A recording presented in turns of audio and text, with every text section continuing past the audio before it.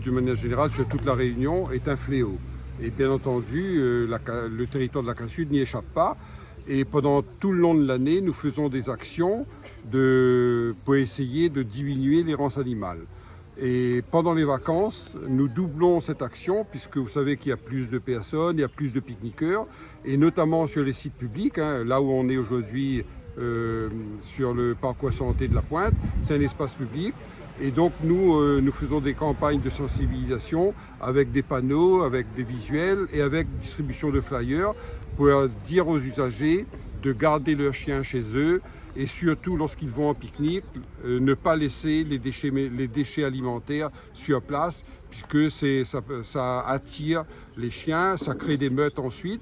Et quand on parle d'errance animale, c'est plus spectaculaire de parler des chiens parce que c'est ce qu'on voit le plus souvent. Mais il ne faut pas oublier aussi que les chats font partie de l'errance animale et que les chats aussi détruisent l'écosystème. Et du coup, quand vous dites doubler, ça veut dire qu'avant c'était... Nous avons des actions de communication normales, mais là, étant donné que ce sont les vacances, eh bien, nous accentuons cette communication, nous accentuons cette sensibilisation, mais sinon, tout au long de l'année, l'action se poursuit. Par exemple, l'action de stérilisation se fait depuis le début du mois de janvier et ça va se terminer au mois de septembre.